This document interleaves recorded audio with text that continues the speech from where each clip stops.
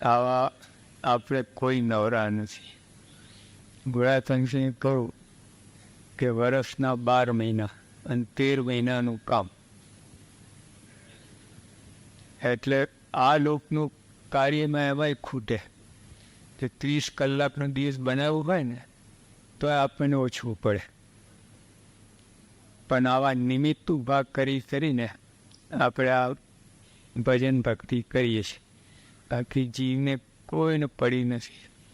આવું નિમિત્ત થાય એટલે આવીએ, ભજન કરીએ અને પછી આપણું કલ્યાણ થાય.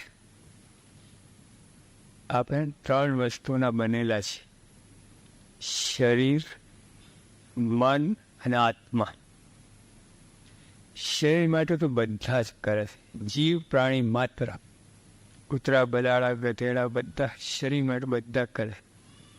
આત્માનું રહી જાય છે. જેના માટે આ શરીર આપવામાં આવ્યું છે એ જ રહી જાય છે. એ સાપણ છે, નાગણ, એ 1000 ઈંડા મૂકે, 1000, પછી પોતે ખાઈ જાય. 2-4 જે બચે છટકી જાય એ પછી મણિધર થાય. બાકી બધું. એટલે જો પોતે ઈંડા મૂક્યા, જો કંઈક સારું છે, નહીં તો કેટલા સાપ થઈએ. લેન્ડસ્કેપને સ્નેક સ્કેપ થઈ જાય ને સાપ જ બેઠા બધા. એક જ જણ 1000 આપે પછી એ 1000 ગુણ્યા 1000 ક્યાં પહોંચે છે. પણ સમજવાની વાત એ છે કે સાપે ઈંડા મૂક્યા અને ખાઈ ગઈ. આપણને ભગવાને શરીર આપ્યું છે આત્માના કલ્યાણ માટે, પણ આપણે શરીરનો ઉપયોગ શરીર માટે જ કરી નાખીએ છીએ. શરીર માટે જ. જો જયરામ સ્વામી કહ્યું કે નાશવંત દેવળેથી અવિનાશી ફળ લેવું. આપણે નાશવંત દેહથી નાશવંત ફળ જ લઈએ છીએ. કાંઈ સાથે આવવાનું નથી. એટલે એનો અર્થ નથી કે બધા સાધુ થઈ જાઓ, એવી કોઈ વાત નથી. જો પર્વતભાઈ હતા, ગોરધનભાઈ હતા, એમ ગ્રસ્ત જ હતા. બ્રહ્માંડસિંહ મહારાજે પૂછ્યું, મુક્તાનસિંહ બ્રહ્માંડસિંહ, તમે કેવા સત્સંગી? અરે મહારાજ ખરેખરા. મહારાજ કે અમે ક્યાં હતા ને ક્યાંથી આવ્યા છે? એ મહારાજ એવા સત્સંગ નથી થયા. તો મહારાજ કે અમારા ગોરધનભાઈ પર્વત એવા છે, જેઓ ગ્રસ્તાશ્રમમાં હતા પણ સંત કરતા આગળ મૂક્યા. કેમ? એવા ભક્ત હતા ખરેખર. જેવા ભગવાનને બનાવાતા, જે જાતના ભક્ત જોઈતા હતા એવા ભક્તો બન્યા. એટલે આપણે પણ ભક્તિ તો કરીએ છીએ, પણ ભગવાને આપણને જેવા બનાવે છે એવા ભક્ત થઈએ. ત્યાગ આશ્રમ આવ્યો, ગ્રસ્તાશ્રમ, ગમે ત્યાં. એમાં કંઈ એવું નથી. આશ્રમ તો એક જેને કહીએ એમ વ્યવસ્થા છે. આપણને જેને પેલા કાદવમાં હાથ નાખીને શું કામ પછી ધોવું, નાખવું શું કામ? અને એવી રીતે ત્યાગ આશ્રમ રીતે બનાવ્યો છે. સીધામાં ડાયરેક્ટ આવે અને આપણી દરેક ક્રિયા, ત્યાગીની દરેક ક્રિયા કલ્યાણકારી થાય, એનો એને લાભ મળે. ગ્રસ્તાશ્રમમાં તો જેટલું ભજન ભક્તિ સેવા કરો એટલું જ, બાકીની ક્રિયા ભગવાન લાભ ના આપે. તેની બહેરા છોકરા કુટુંબ માટે કરો તો એ બધું જે થતું એ રીતે થાય. જો એક જ 2 જણને કેન્સર થયું ભાઈ, અને બંને દવાખાનામાં છે, બંનેને એક જ ડૉક્ટર, એક જ ટ્રીટમેન્ટ ચાલે છે. પણ એક છે સત્સંગી ને એક છે બિન સત્સંગી. તો જે સત્સંગી છે એને કેન્સર થયું છે ને, એ ભગવાન એની કસર કાઢવાનો ઉપયોગ કરી લે. હા, એ અંદર જે બધી કસર હોય ને, વાસના હોય, દોષો હોય, એ ટાળવા કરવામાં ઉપયોગ કરી લે કેન્સરનો. જ્યારે બીજો જે છે એ એના કર્મ પ્રમાણે જે થતું હોય જે રીતે તે રીતે લાભ થાય એને. પણ મૂળ એને આ એ મનુષ્ય દેહ મળ્યો. અરે ત્યાગ આશ્રમ ને ગ્રસ્તાશ્રમની વાત એવી છે કે અમારી બધી જ ક્રિયા 24 કલાક બધી અમારે ઘડતર ચણતર માટે વપરાય. તમારે જેટલી આજ્ઞામાં રહીને ભજન ભક્તિ સેવા કરો એટલું જ, બીજું બધું પછી એ બીજા ખાતે જમે થાય. હા, કલ્યાણના ખાતે જમે ના થાય. આટલું જ છે ફેર. પણ તો એમાં એવું નથી, જો કંઈ 6થા ધોરણમાં હોય અને 90% લાવે અને ઓલા કોલેજમાં હોય તો એ ખાલી પાસિંગ માર્ક જ આવતા હોય 35%. અને તો ઓલો ચડી જાય કોલેજવાળો, અને 6થામાં જ છે ઓલો કેટલા આગળ છે. ત્યાગી થાય ને ગમે 3rd ક્લાસ થઈએ ને પણ તમારા કરતાં આગળ છે. ભગવાન શાસ્ત્રીમાં જ કહેતા ગ્રસ્ત ગમે હોય તો ત્યાગી એના કરતાં આગળ છે. એનું કારણ છે, એમને કંઈ પક્ષ રાખે એવી વાત નથી, પણ એને બધું અંદર બધું ઘણું સમજવાનું છે કે અહીંયા કાચી જેલ છે. હા, તમારે તો પગ પોરા ડાબા ટૂબા કરી શકાય, અમે ક્યાં કરીએ? ત્યાં તો બધી રીતે જે રીતે કરવું એ રીતે ભજન ભક્તિ થાય. અમે સૌ તમે જ અમને બાંધો છો. અત્યારે મારે પગ લાંબા કરવા હોય થાય, આટલા બધા બેઠા છે કેવું થાય? એમ તમે તો બહાર જઈને લાંબા કંઈ હોઈ જાય અને જે કરવું કરી શકે. એટલે ટૂંકમાં આ બંધન છે, ભાઈ બંધન છે સારા માટે, જલ્દી કામ થાય. કરવું હોય તો 72 મણનું તો, નહીં તો ત્યાગ આશ્રમ આવે પછી એવું જ હોય છે, ગ્રસ્તાશ્રમ ચડી જાય. પણ ટૂંકમાં સમજવા કે આપણે કોઈ ગ્રસ્તાશ્રમ કે ત્યાગ આશ્રમ ગમે હોય, બધાને અક્ષરધામમાં જવાને, અક્ષરધામમાં ત્યાગીને ગઈ ત્યાં કોઈ નથી. આ બધા મુક્ત અવસ્થામાં છે, બધા મહારાજના આકારે.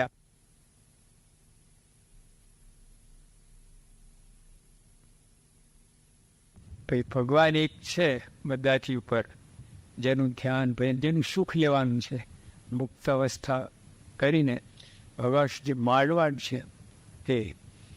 એટલે ગ્રસ્તાશ એટલે આપણે પાછા આવીએ કે મૂળ શરીર આપણને મળ્યું છે એ કલ્યાણ માટે, જીવના કલ્યાણ માટે, અને આપણે એનો ઉપયોગ કરીએ છીએ દેહ માટે જ, નાશવંત પદાર્થ માટે. તો પછી જેટલું જે રીતે દેહનો ઉપયોગ થાય તે ફળ મળે.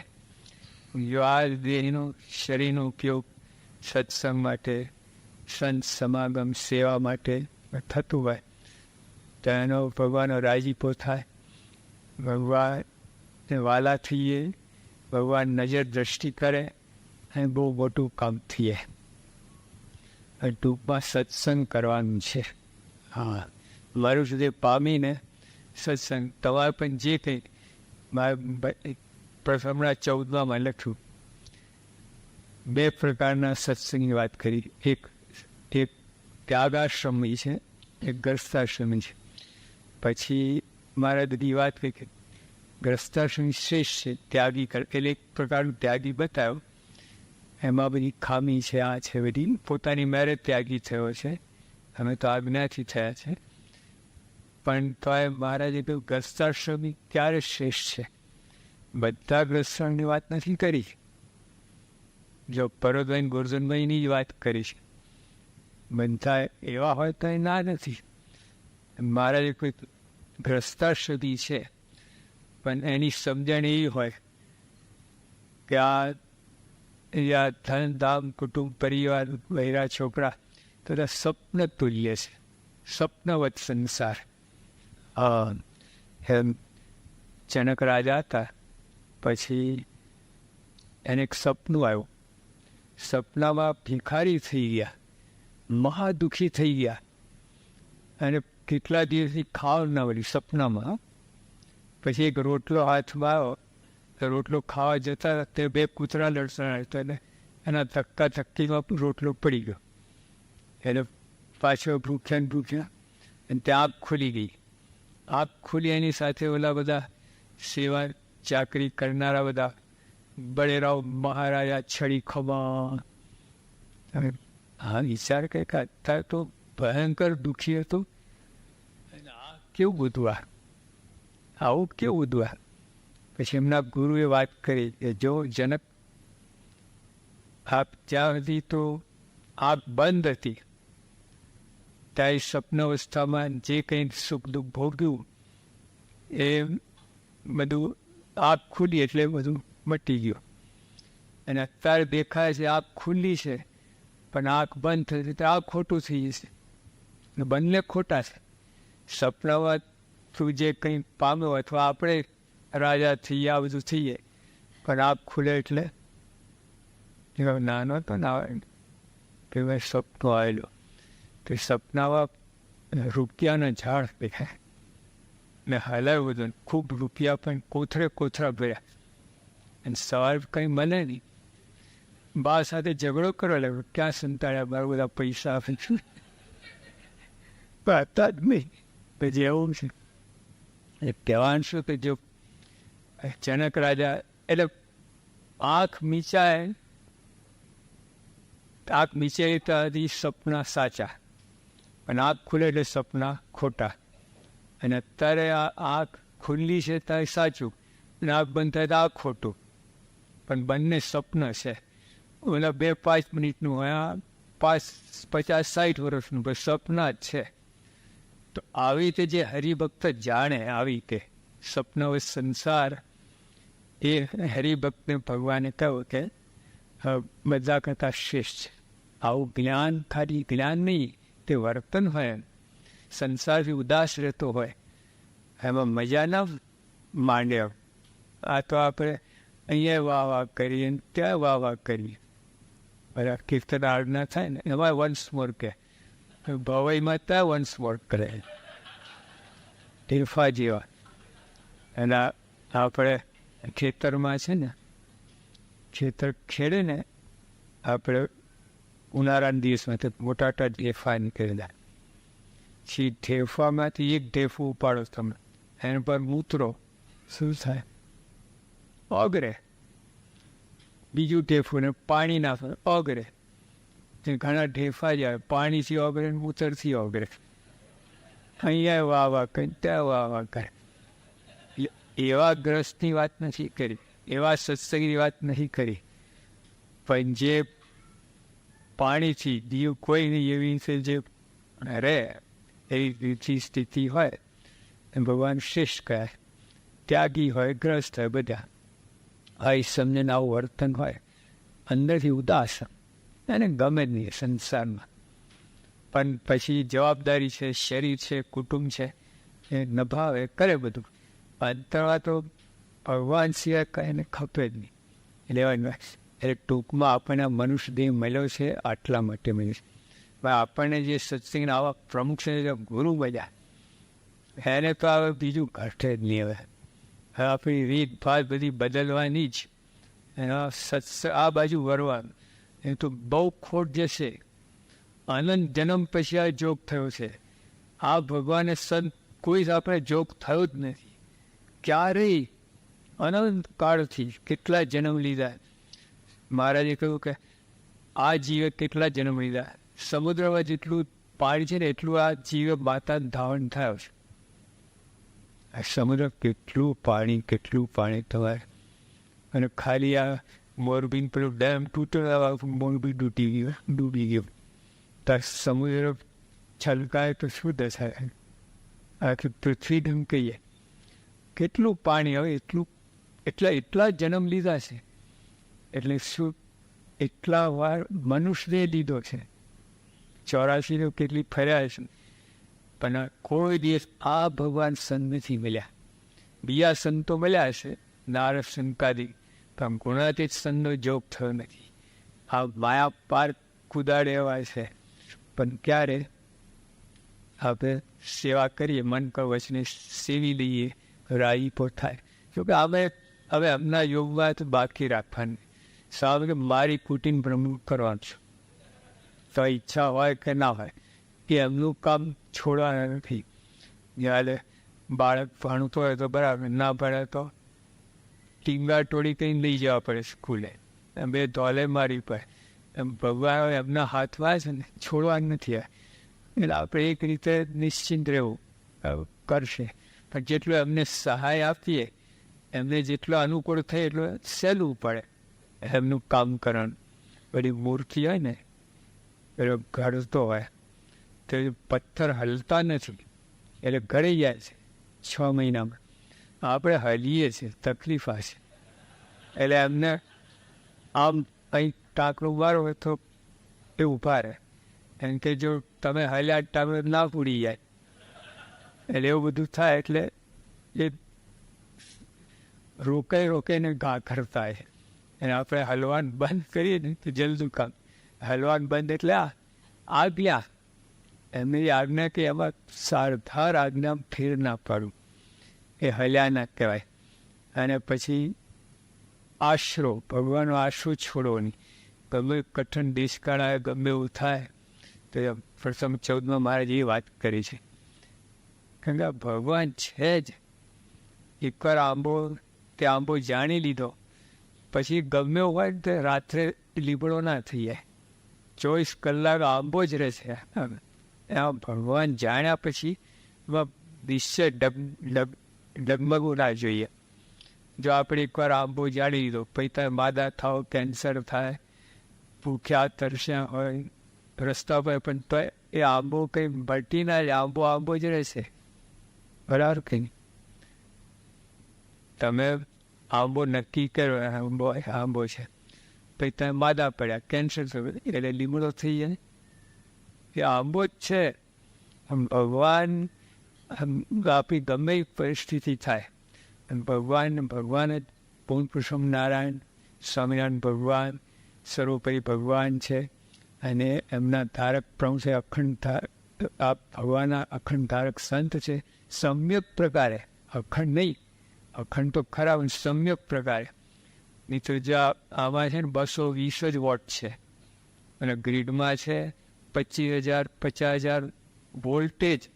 હવે તો વોટ બધા વોલ્ટેજ જતું હોય.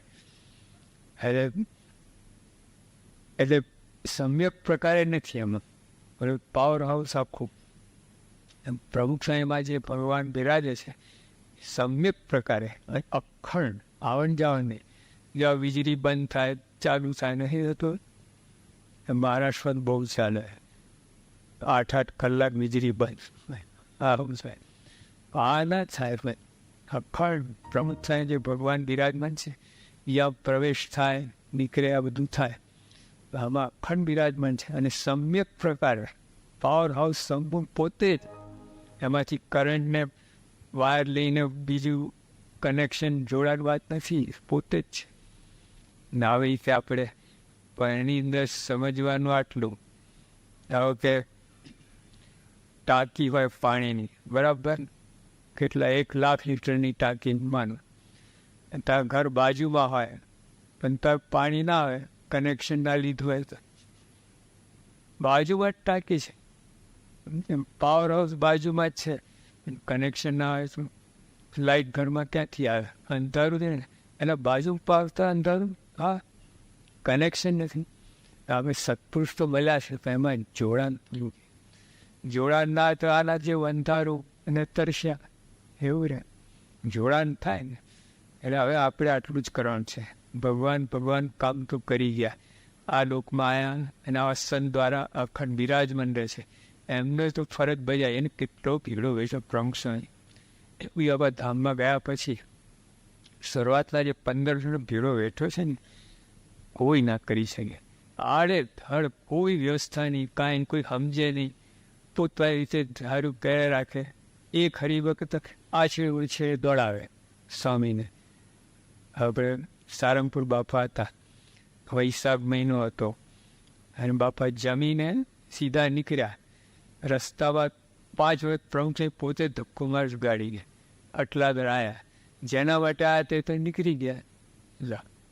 અને સવારે ટાંકીનું ઉદ્ઘાટન હતું આપણે સારંગપુરમાં, તો પાછા સહીના ઉપર. એટલે કહેવાનું ખાલી 4-5 કલાક આટલા શું આ ગયા, આટલો ધક્કો.